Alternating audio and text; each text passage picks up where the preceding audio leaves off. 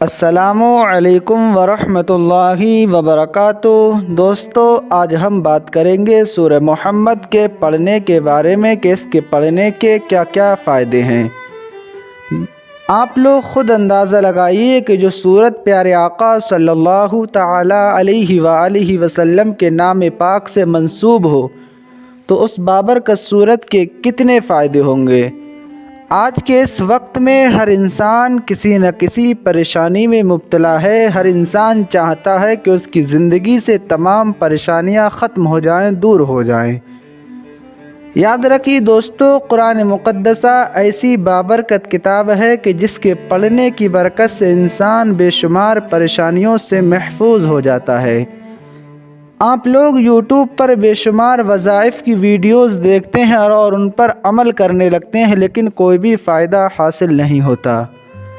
دوستو، سورہ محمد ایسی بابرکت سورت ہے کہ اگر انسان اسے پڑھنے کی عادت بنا لیتا ہے تو اللہ رب العزت اس بابرکت سورت کی برکت سے اس کے تمام بگڑے کاموں کو بنا دیتا ہے۔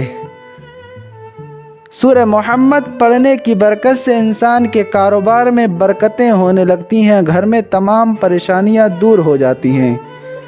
اگر کوئی شخص کسی ایسی پریشانی میں مبتلا ہو جائے جس سے نکلنے کا کوئی حل نظر نہیں آتا ہو تو ایسی صورت میں اس شخص کو چاہیے کہ روزانہ سورہ محمد کو پڑھ لیا کرے۔ انشاءاللہ عز وجل اللہ رب العزت قرآن پاک پڑھنے کی برکت سے اس کی تمام پریشانیوں کو دور فرما دے گا۔ دوستو، آپ اس بابرکت سورت کو روزانہ اپنے دکان میں، مکان میں، کاروبار میں برکت کے لیے سن لیا کریں۔ انشاءاللہ عز وجل اللہ رب العزت قرآن مجید کے سننے کی برکت سے آپ کے کاروبار میں برکتیں عطا فرمائے گا۔ بسم اللہ الرحمن الرحیم۔ الذين كفروا وصدوا عن سبيل الله أضل أعمالهم والذين آمنوا وعملوا الصالحات وآمنوا بما نزل على محمد وهو الحق من ربهم كفر عنهم سيئاتهم وأصلح بالهم ذلك بأن الذين كفروا اتبعوا الباطل وأن الذين آمنوا اتبعوا الحق من ربهم كذلك يضرب الله للناس أمثالهم فإذا لقيتم الذين كفروا فضرب الرقاب حتى إذا أثخنتموهم فشدوا الوثاق فإما منا بعد وإما فداء حتى تضع الحرب أوزارها ذلك ولو يشاء الله لانتصر منهم ولكن ليبلو بعضكم ببعض والذين قتلوا في سبيل الله فلن يضل أعمالهم سيهديهم ويصلح بالهم ويدخلهم الجنة عرفها لهم يا أيها الذين آمنوا إن تنصروا الله ينصركم ويثبت أقدامكم والذين كفروا فتعسا لهم وأضل أعمالهم ذلك بأنهم كرهوا ما أنزل الله فأحبط أعمالهم أفلم يسيروا في الأرض فينظروا كيف كان عاقبة الذين من قبلهم دمر الله عليهم وللكافرين أمثالها ذلك بأن الله مولى الذين آمنوا وأن الكافرين لا مولى لهم إن الله يدخل الذين آمنوا وعملوا الصالحات جنات تجري من تحتها الأنهار والذين كفروا يتمتعون ويأكلون كما تأكل الأنعام والنار مثوى لهم وكأي من قرية هي أشد قوة من قريتك التي أخرجتك أهلكناهم فلا ناصر لهم أفمن كان على بينة من ربه كمن زين له سوء عمله واتبعوا أهواءهم مثل الجنة التي وعد المتقون فيها أنهار من ماء غير ياس وأنهار من لبن لم يتغير طعمه وأنهار من خمر لذة للشاربين وأنهار من عسل مصفى ولهم فيها من كل الثمرات ومغفرة من ربهم كمن هو خالد في النار وسقوا ماء حميما فقطع أمعاءهم ومنهم من يستمع إليك حتى إذا خرجوا من عندك قالوا للذين أوتوا العلم ماذا قال آنفا أولئك الذين طبع الله على قلوبهم واتبعوا أهواءهم والذين اهتدوا زادهم هدى وآتاهم تقواهم فهل ينظرون إلا الساعة أن تأتيهم بغتة فقد جاء أشراطها فأنى لهم إذا جاءتهم ذكراهم فاعلم أنه لا إله إلا الله واستغفر لذنبك وللمؤمنين والمؤمنات والله يعلم متقلبكم ومثواكم ويقول الذين آمنوا لولا نزلت سورة فإذا أنزلت سورة محكمة وذكر فيها القتال رأيت الذين في قلوبهم مرض ينظرون إليك نظر المغشي عليه من الموت فأولى لهم طاعة وقول معروف فإذا عزم الأمر فلو صدقوا الله لكان خيرا لهم فهل عسيتم إن توليتم أن تفسدوا في الأرض وتقطعوا أرحامكم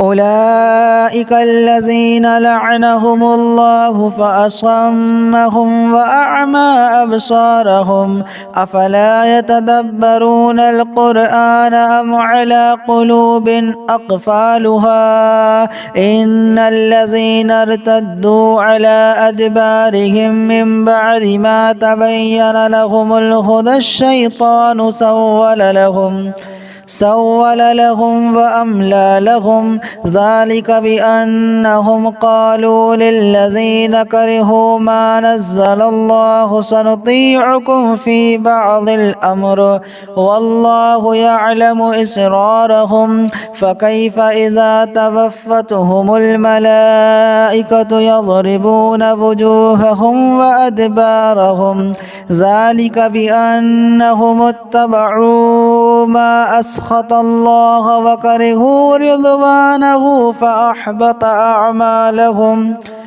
أم حسب الذين في قلوبهم مرض أن لن يخرج الله أضغانهم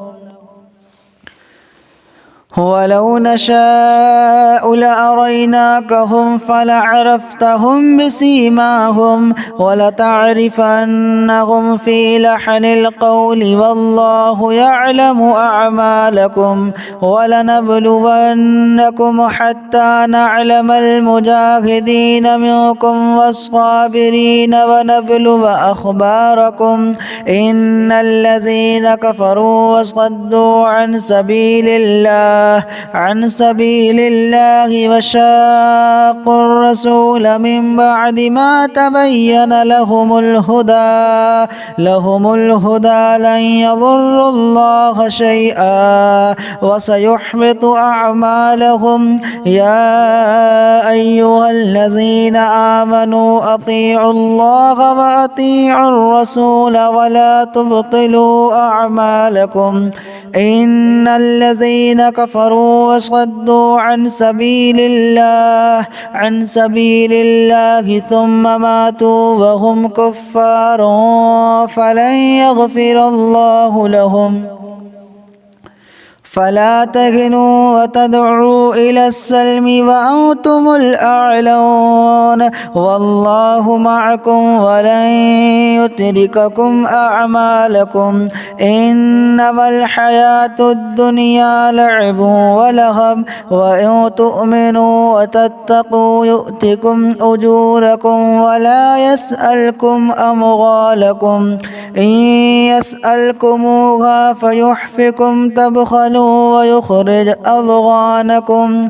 ها أنتم هؤلاء تدعون لتنفقوا في سبيل الله فمنكم من يبخل ومن يبخل فإنما يبخل عن نفسه والله الغني وأنتم الفقراء وإن تتولوا يستبدل قوما غيركم ثم لا يكونوا أمثالكم.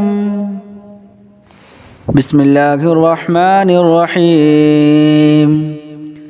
الذين كفروا وصدوا عن سبيل الله أضل أعمالهم والذين آمنوا وعملوا الصالحات وآمنوا بما نزل على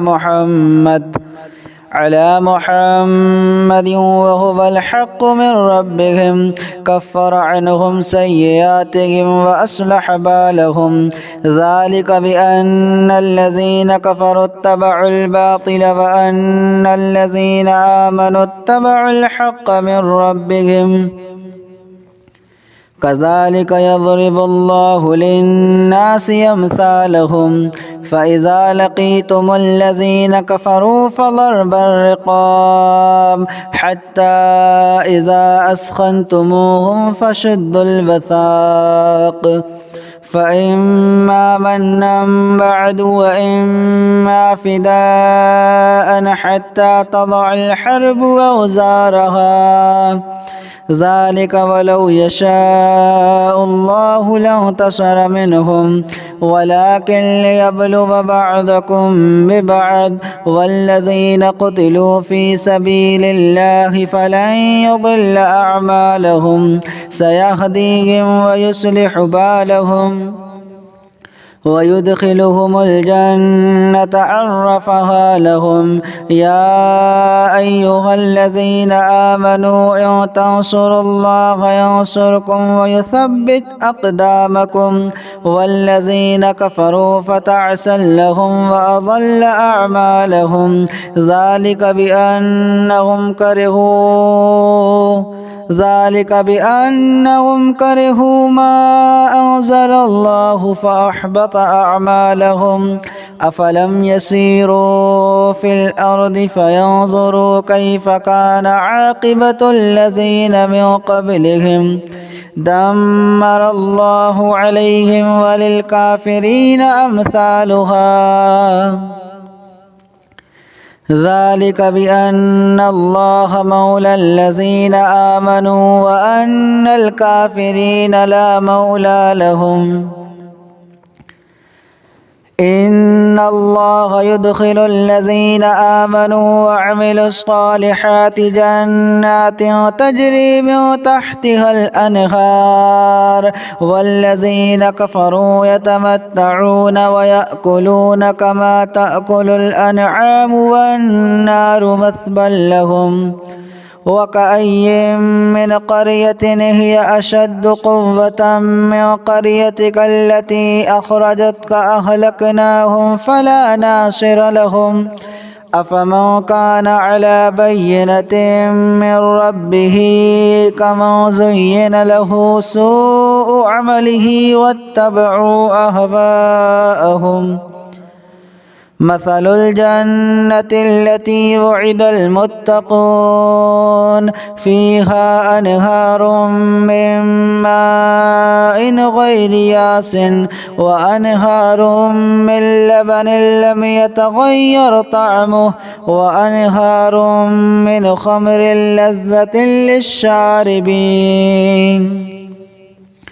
وأنهار من عسل مصفى ولهم فيها من كل الثمرات ومغفرة من ربهم كمن هو خالد في النار وسقوا ماء حميما فقطع أمعاءهم ومنهم من يستمع إليك حتى إذا خرجوا من عندك قالوا للذين أوتوا العلم ماذا قال آنفا أولئك الذين طبع الله على قلوبهم واتبعوا أهواءهم والذين اهتدوا زادهم هدى وآتاهم تقواهم فهل ينظرون إلا الساعة أن تأتيهم بغتة فقد جاء أشراطها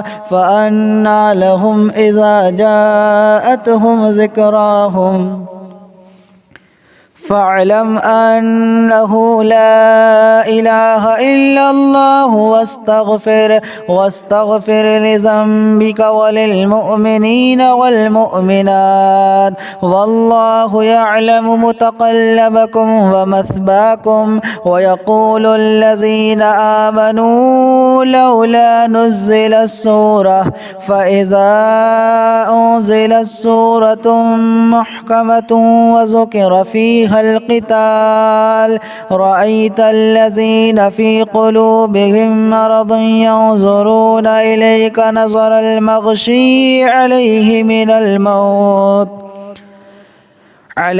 من الموت فأولى لهم طاعة وقول معروف فإذا عزم الأمر فلو صدقوا الله لكان خيرا لهم فهل عسيتم إن توليتم أن تفسدوا في الأرض وتقطعوا أرحامكم أولئك الذين لعنهم الله فأصمهم وأعمى أبصارهم أفلا يتدبرون القرآن أم على قلوب أقفالها إن الذين ارتدوا على أدبارهم من بعد ما تبين لهم الهدى الشيطان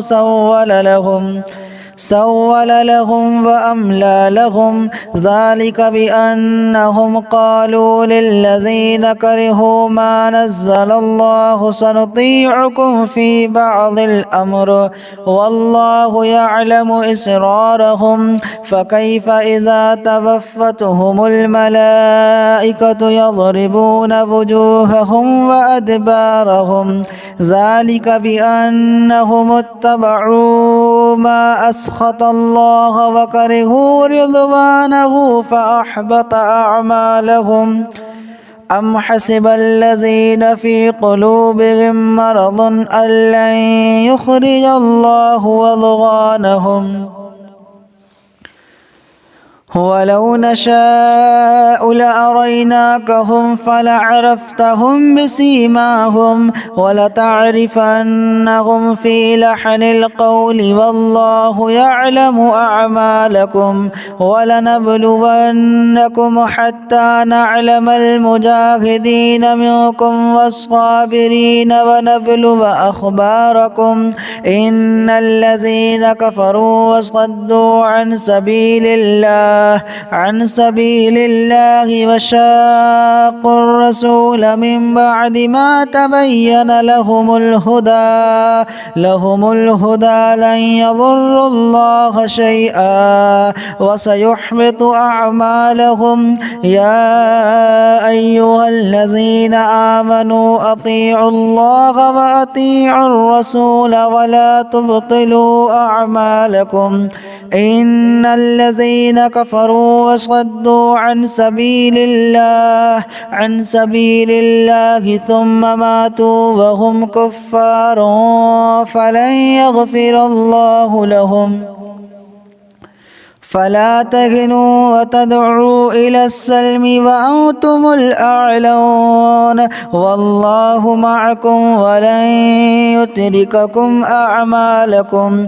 إنما الحياة الدنيا لعب ولهب وإن تؤمنوا وتتقوا يؤتكم أجوركم ولا يسألكم أموالكم. إن يسألكموها فيحفكم تبخلوا ويخرج أضغانكم. ها أنتم هؤلاء تدعون لتنفقوا في سبيل الله فمنكم من يبخل ومن يبخل فإنما يبخل عن نفسه والله الغني وأنتم الفقراء. وإن تتولوا يستبدل قوما غيركم ثم لا يكونوا أمثالكم.